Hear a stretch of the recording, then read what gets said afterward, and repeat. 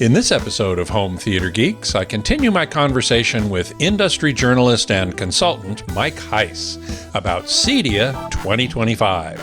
So stay tuned. Podcasts you love. From people you trust. This is TWiT.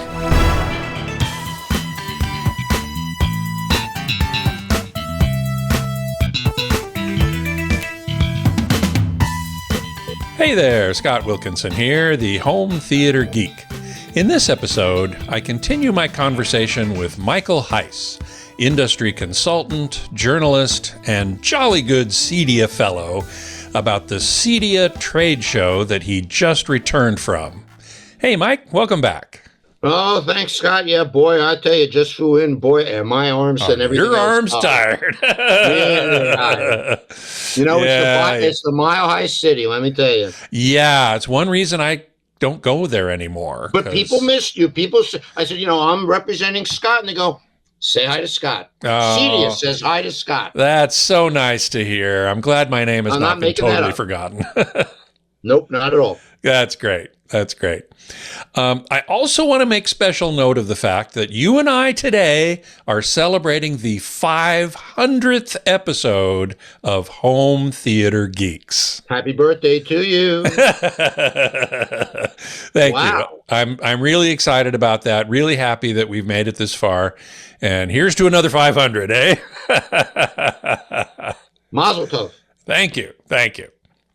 So, the CEDIA Expo, as it's called, has been going for a very long time, and it's all about higher end, generally custom installation, not only of home theater stuff, but all sorts of smart home things and just anything that you might install into a modern home. We're going to focus. What's that? Or around the home, not just. I know. Oh, that's true. That's a figure of speech, but especially to this point, and I forgot to mention this in our notes, that in and around the home, because I was tripping over those subwoofer bollards all over the place. the outdoor ones. Yeah. Okay.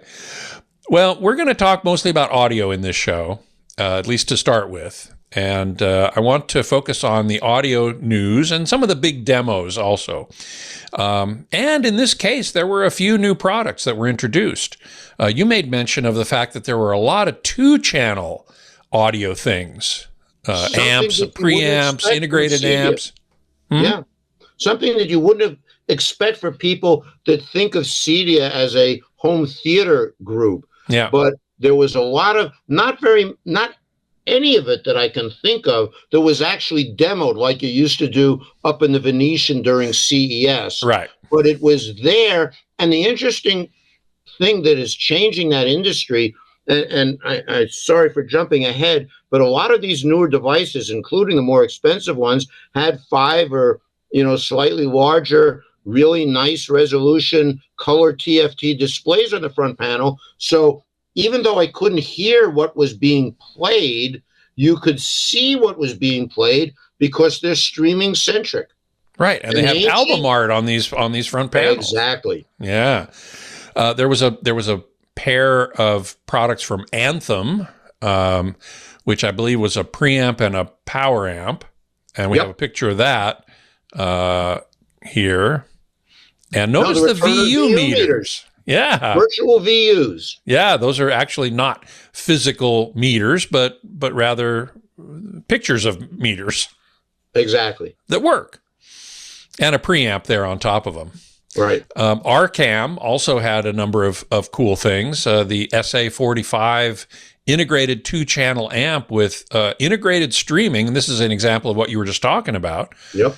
The industrial design was just really beautiful. Mm-hmm.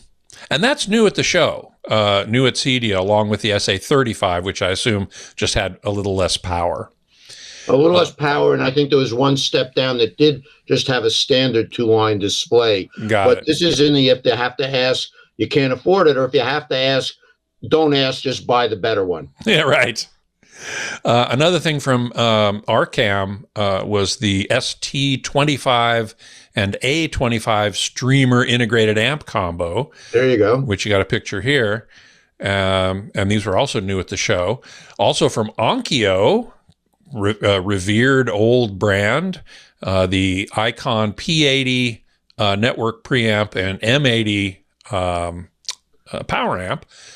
Again, 2-channel, and look, there are the VU meters.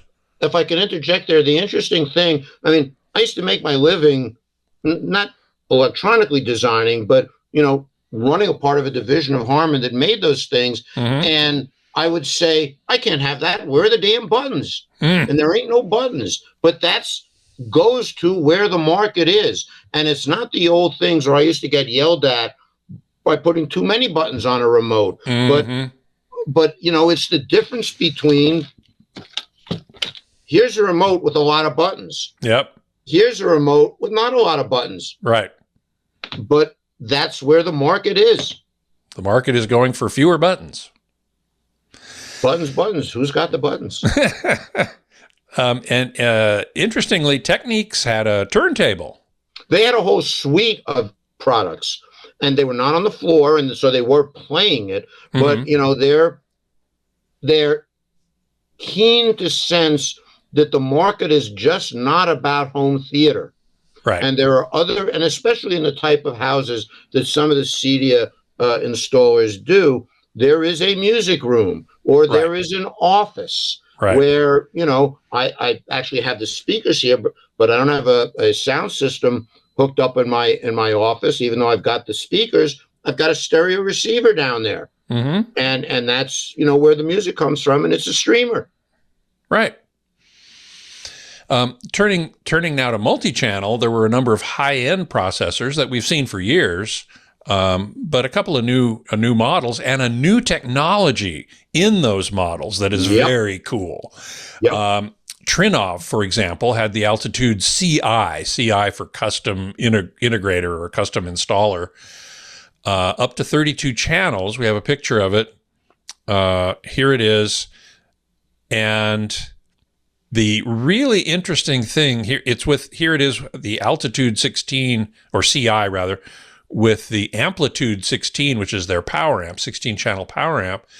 And the interesting thing about it is, how do you connect the preamp or the processor? Where are them outputs? Where are the outputs? In the next picture, we can see there's one cable. It's an Ethernet cable connecting those two units. It's using a technology called AOIP, Audio over IP, sometimes called AES67 or Dante. And all of the audio, all 16 channels or up to 32 channels, are going through that one Ethernet cable, which is really cool. And it sounded good. It makes it smaller. And, that also goes to the application question. If you were to put that in a home theater, the only other inputs, it's kind of hard to see perhaps in the picture, but there's a row of HDMI inputs across the top. Yep. But there's no hooking, like you would with a traditional surround sound processor. There's no hooking up a CD player or a turntable preamp. No analog input. Any analog inputs, exactly.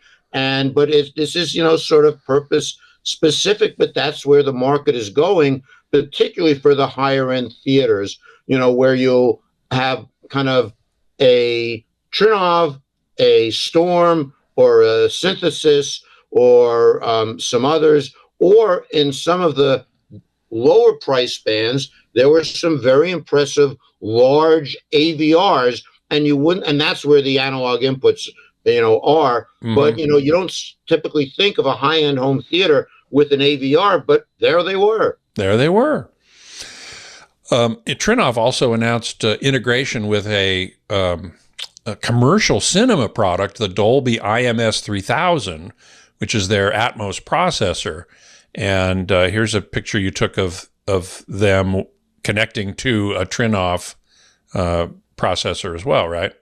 Yeah, and that's the kind of thing, the origin, the synthesis of the synthesis. Oh man, my time. The synthesis of synthesis And back in the days when I was back in the days when I worked at Harman, I was there when that was started. And part of the conceit of synthesis was it was designed for large scale theaters on what's called the Bel Air circuit. And their processors, and within reason, you can hook an IMS 3000 up to a processor, but they really do want it to be AES 67. And the reason for that is to avoid piracy. Right. The Bel Air circuit, by the way, is private homes in the Bel Air area, mostly of Los Angeles. Or anywhere, but you had to have basically a commercial grade cinema system in your home, and they would send you hard disks with the current movies to watch on your system. Or in the old days, I mean, the genesis, again, of that part of the market, these are the people that used to have big enough stars or directors or studio executives that they'd have a full dual simplex projectors, and they'd have to get a union projectionist if they wanted to have a movie night. Right. Or to run the rushes or the dailies or whatever. Right. And now, just as cinema has moved all digital in almost all cases, so has home theater. So that's the origin of that. Right. Okay. Storm Audio also had a new processor using this AOIP, the Elite 32, as well as a receiver. Talk about expensive receivers. The ISR Fusion uses AIOP. Where are the buttons? The same thing. Where are the buttons on that? Where are the buttons? Because they all have, the trend is, they don't have the little 2-line displays that I used to use. They just all have these 5-inch displays. But most of these are run remotely by a Crestron or a Control 4 or a Savant or Josh AI, which is the whole other part of CEDIA for those folk. Right. But that's why there are no more buttons anywhere. Yeah, exactly. JBL Synthesis, you mentioned those earlier. They had the SDP-80 and SMA series power amps that were new at the show. And this is the SDR-38 AV receiver, yet another receiver. Masquerading as a high-end theater, and it does a good job. Yeah, exactly. It was interesting, if I can jump ahead, that with one or two exceptions like those, although the synthesis one is not new, there were no new AVRs. Then, and not everybody was there. Sony was on the floor with last year's AVRs. Yamaha was on the floor with last year's AVRs. Denon and Marantz, which are soon to be acquired by Harman, were on the floor, but also had a floor in the Le Méridien Hotel. Onkyo was not on the floor and did not show AVRs, but all of the major traditional legacy AVR manufacturers did not introduce new models at CES, nor is CEDIA, nor might they even at CES in 26. And there are a lot of complex supply chain and the T word, which you didn't want to mention at this show. But tariff issues and economic and supply chain issues and some technology issues, that there were no new AVRs. But then you could say, and again, when you're dealing with people who are selling this stuff, you can say to the consumer, to the client, this is good. It's last year's. No, it's this year's. And it's so good that it'll be good for the next few years, because there really isn't anything that you can think of coming down the road that would make your AVR obsolete. And so that's, to me, for the consumer, for the folks that are watching this, that's great news. Yeah, absolutely. Couldn't agree more. Okay, moving on to speakers. I wanted to start with Grimani Systems, one of my favorite brands, because that's what I use in my home theater. One of my favorite guys. And one of my favorite guys, Anthony Grimani. He had a new speaker there, the MP84, which is a biamped in-ceiling speaker. So he's aware of how many people like having some speakers in the ceiling. But more interesting is that he received a CEDIA Lifetime Achievement Award. So congratulations to Anthony Grimani. Here's a picture of 4.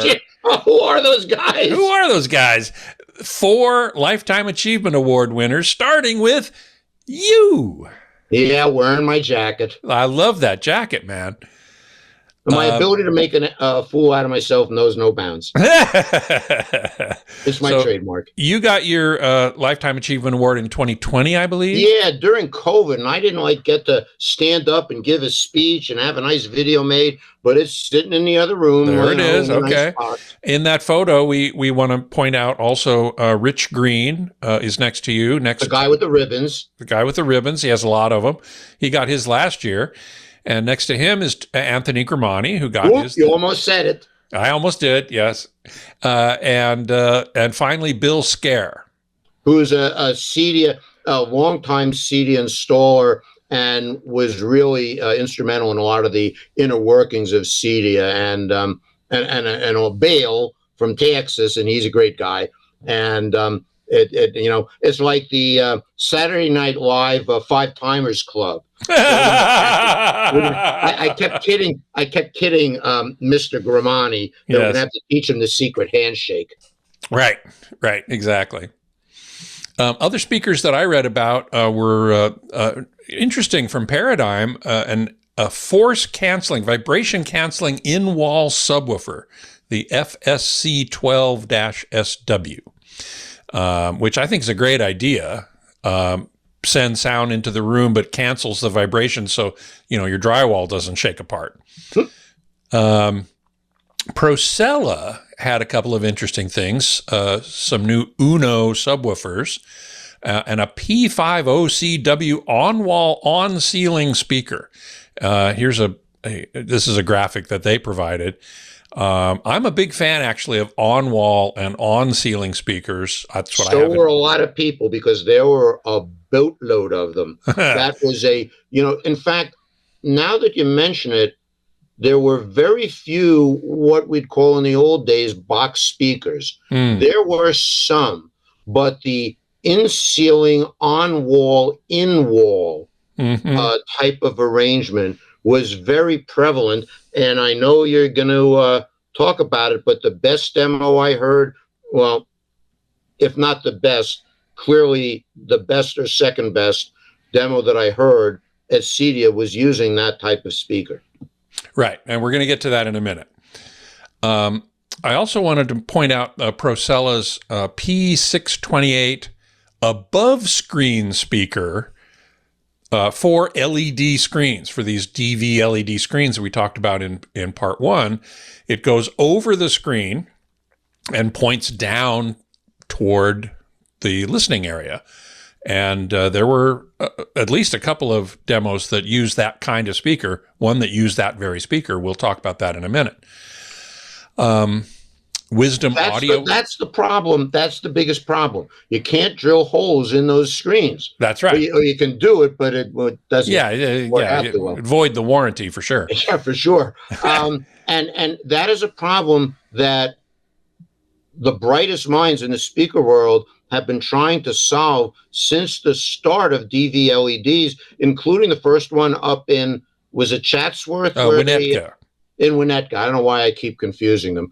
Because they're next door to each other. Probably. And JBL, had all sorts of different arrangements, and it was either speakers on the side or speakers on the top, and different brands, but using the sort of technique that you just showed is sort of the way these things are going.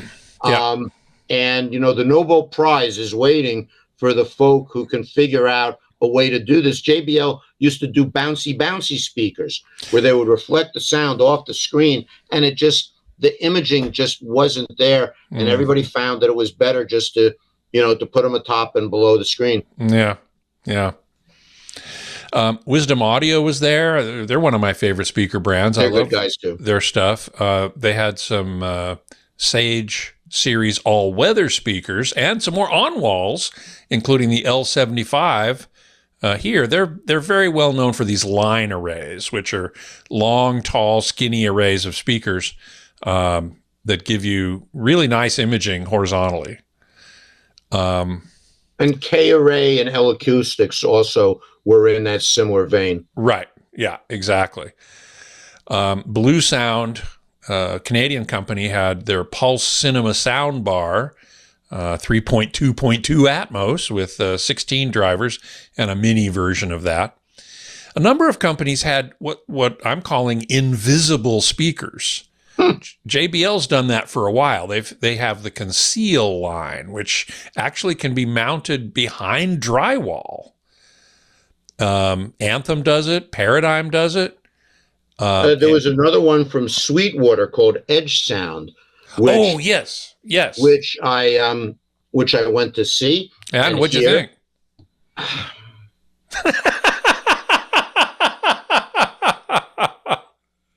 There's an application for that kind of approach. Mm-hmm. As I believe are you. I'm not a fan of what some of us might call butt kickers. Right. But this was not a butt kicker. This was not transducers in the seat? Well, no. Below the seat, and that's where to call this a butt kicker is not fair. Mounted behind the wall with a little transducer, and there you see it. It's mounted behind the drywall. Behind the drywall, or in one case, wood paneling. And there are clearly applications where that is a valid approach. And an audiophile solution, it was not to my ears. No. However, this was originally designed by Sweetwater, which is a big commercial contractor group. And if let me see, it is it's in the Sphere. It's NFL. It's in the Sphere in Vegas, really? Yep, it's in the Sphere in Vegas, and this is called Embodied Sound. And again, it is something built to meet a demand. So it is very unfair to compare them to a traditional speaker, and I think they'd be the first to say that's not what this is for. But that's the whole point of CEDIA Expo, is that the CEDIA folk are looking for solutions, and what works for one doesn't work for everybody else. I wouldn't have Joe Kane adjust my 32-inch Insignia TV in the kitchen. Yeah. But it's not meant for that. Yeah. And it's the same thing here. Yeah. Okay. Still, it's interesting. And it served it served the purpose very well. The trick is for the people who install it have to make sure that it's the right stuff for the right job. Yeah, exactly. A couple other quick things. One is Kaleidoscape introduced an AI-powered discovery recommendation feature. I'm surprised they didn't have it up till now, but KAI will now recommend stuff maybe better than some other recommendation engines. The thing, though, that you sent me a picture of that I went, oh man, that takes me back to the 70s, is the egg chair is back. Look at that thing, man. If I didn't have my backpack and a lot of junk with me, I would have gone and sit in it. But yeah, that's very, The Prisoner. I am the new number 2. Yes. Number 1. Yes. I am number 2. Don't worry about number 1. Exactly. That's what that's for. And that one that you're seeing now is available as 5.1, 7.1, or 11.1. I was going to ask the fellow in the booth what the price was, but it's a very high-end Japanese kind of thing, and the fellow's English wasn't that good. But I don't know if you remember when you used to go to NAB, the NHK, the Japanese public broadcaster, yeah. Right. They used to have a 22.2 system. Yep. Which was a little bizarro, but another group working with the folks that make that egg have a version of that that's 22.2. Wow. Now that thing is meant for 2 people. Yeah, who are very close to each other. Yes, who are very friendly. It also comes in a single seat version. But that's no fun. That's no fun. But this one is meant for 2. So I had to say that got the weird product of the show award for me. But Laundry Jet was still there. Okay, so that's good. All right, let's talk about a couple of the big demos. You went to some of them, not all of them, I know, because you were really busy. Did you go to the Seymour Screen Excellence, Christie? I did. And that was over $1 million. They said 1.3 mil. At 14.18.10 sound system. That's 14 speakers around, 18 overhead, and 10 subwoofers. And I don't want to get in trouble, but to my ears, it was too loud. I'm not surprised. And if you were there, you'd, have your, I would be measuring it, and I would be going, it's too damn loud. That's right. And it sounded good. It was, and again, I'm not a golden ears guy. And after that demo, my ears are a little bit less than golden because it was good, and they will sell a lot of them, and good for them. Yeah. Not to my taste. Yeah. But it was an interesting collection of gear. Seymour Screen Excellence, multi-format retractable screen. They were doing some interesting things. The screen itself, actually, my hats off to Seymour. That was my father's name, but the hats off to Seymour was it was a very interesting screen that had some unique tensioning rods on the side to lift it up and masking things that came down. The screen, for me, was the best part of that demo. Yeah. Christie Eclipse projector, $400,000. Don't look at the projector. Yeah, don't look at the projector. Anamorphic lens for $20,000. A Mad VR NV Extreme processor for $16,000.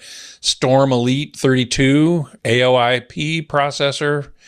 Ascendo Halo speakers. Oh, we got to look at these. You got some pictures of these. Yeah. Check this out. Now, that picture it's a little fuzzy, and I apologize, but they had the room dark, which is what they would typically do for these. Sure. So I had to really, monkey a little bit with the picture. But that's sort of an unusual, that sort of donut thing with the 6 drivers around the edge, and in the middle, it's not a donut hole. There's another driver. Tweeter, probably. Yeah, that guy. There you go. Thank you. And you can see that they still had the projector on, but they lifted the screen. Mm-hmm. That's why it looks a little funky. And again, I don't want to say not for me to say, but I'm sure that there are people who like it, and there are people that, weren't that impressed with it. But it made a point. This is a demonstration system in more ways than one. It is a demonstration. And it proved the point that things can be good when they're expensive, and maybe not necessarily so.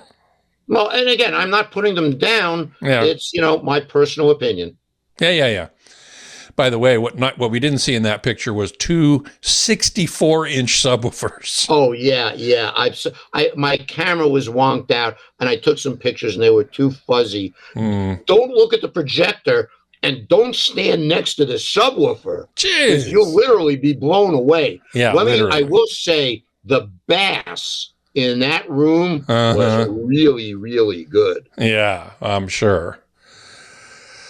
Okay, then probably I think your favorite, as I recall you telling me, demo was the quantum media systems.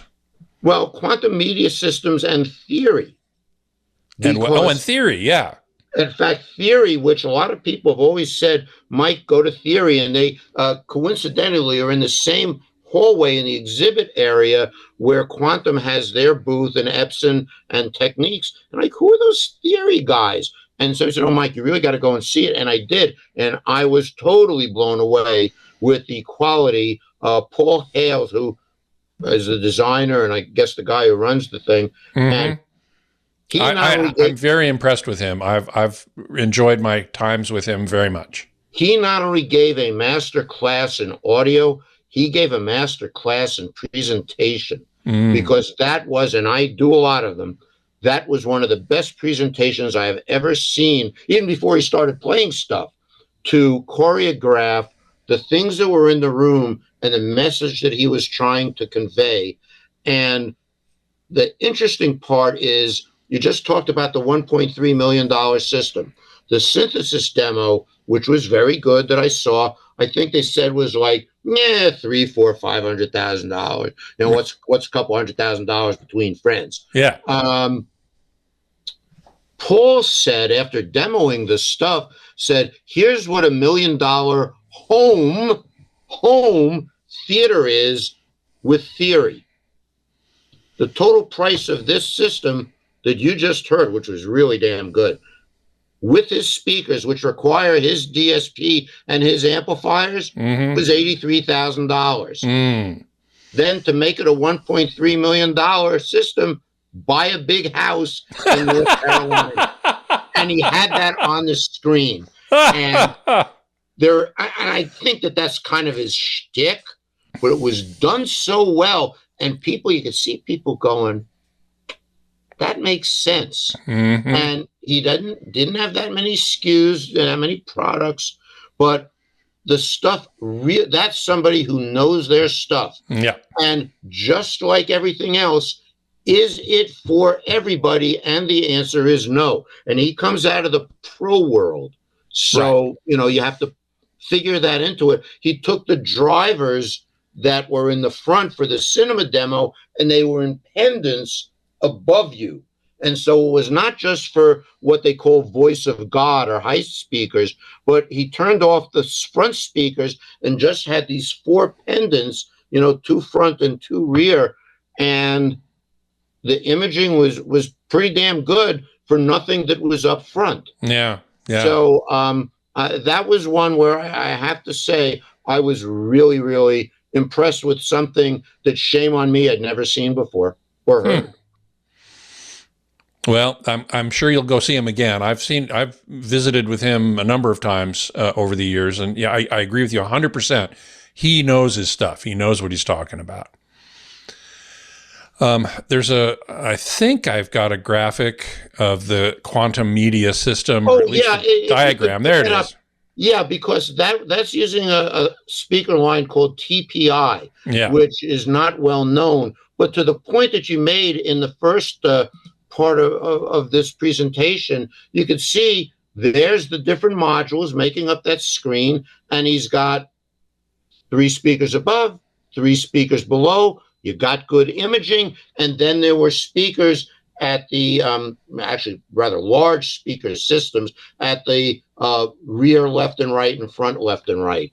So they were also, this was just in a big meeting room, no acoustic treatment. It's not like the other big demos where they make a big point of showing what the work that was done. They're not doing it anymore, but what Trinov and Perlisson used to do, and Acoustica Athena, the big demo for the last 2 or 3 years, which, I mean, that thing was amazing. They really built not a home theater. They built a theater on the floor, and it's a little expensive, which is why they're not doing it this year. Yeah, but right. What they did with Quantum, just in a hotel big meeting room, sounded wonderful.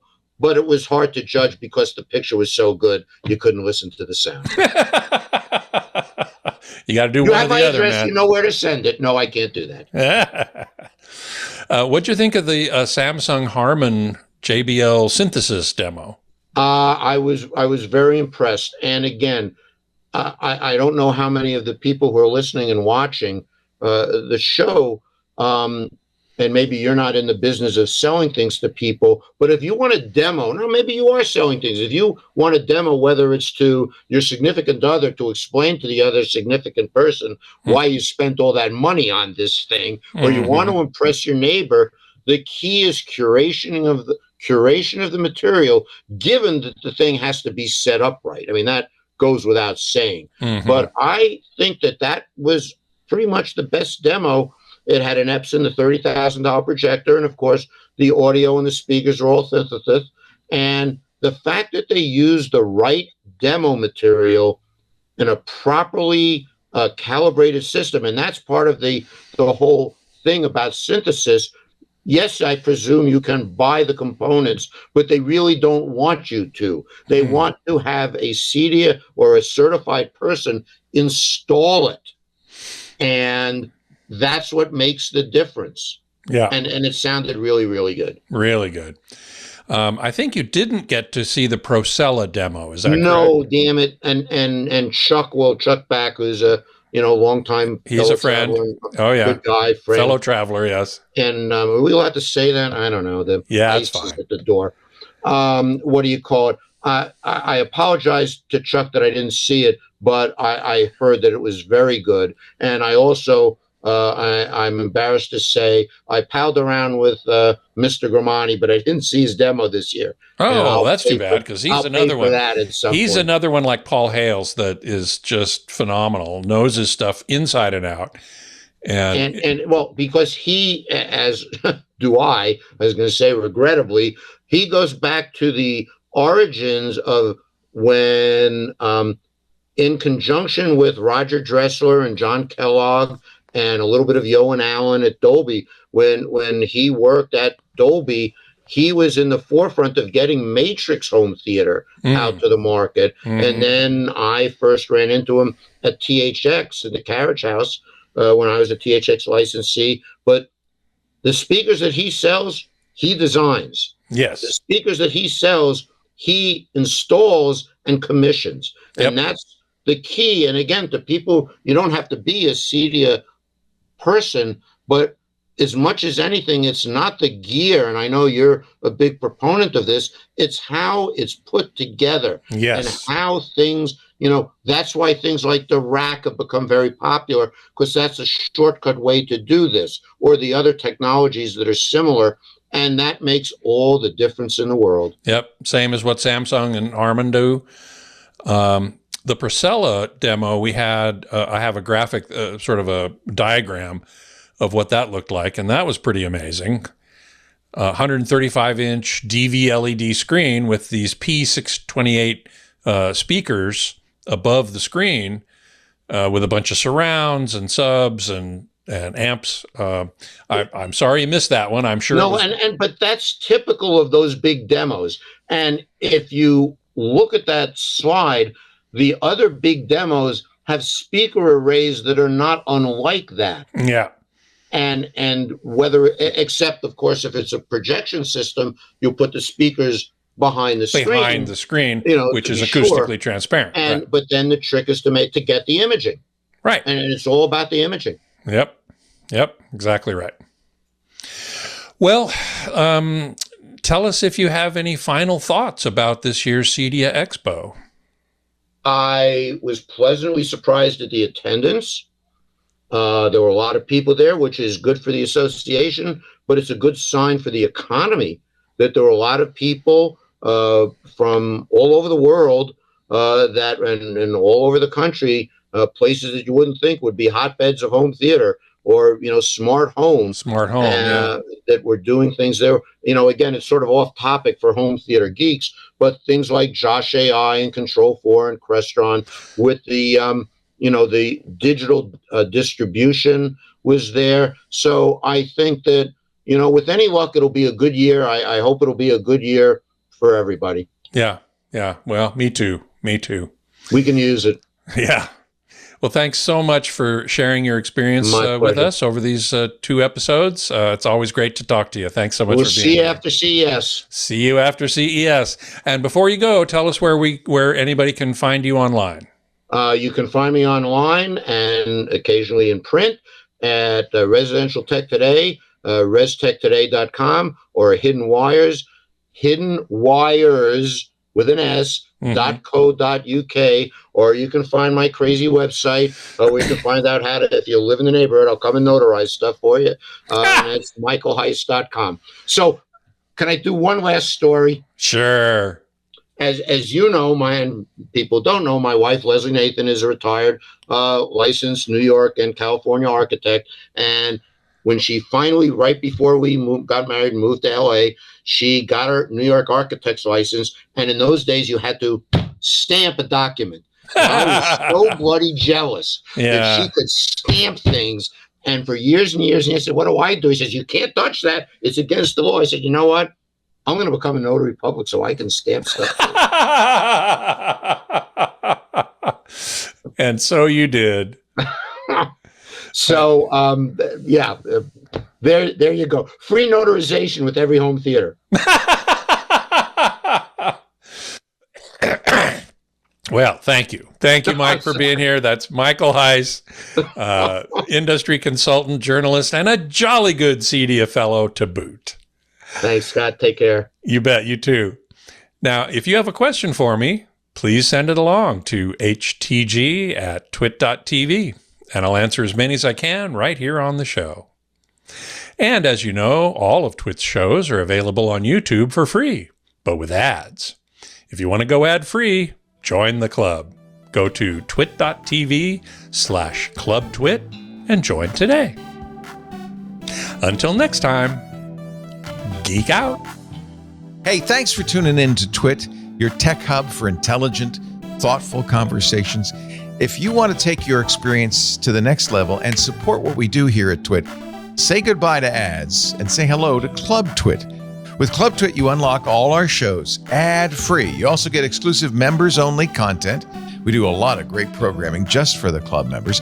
You also get behind-the-scenes access with our TWiT Plus bonus feed and live video streams while we're recording. And don't forget the fantastic members-only Discord. It's where passionate tech fans like you and me hang out, swap ideas, and connect directly with all of our hosts. It's my favorite social network. I think you'll like it too. Club TWiT. It's not just a subscription. It's how you support what we do and become part of the TWiT family. Your membership directly supports the network, helping us stay independent and keep making the shows you love. If you're ready to upgrade your tech podcast experience, head to twit.tv/clubtwit and join us today. Thanks for being here, and I'll see you in the club.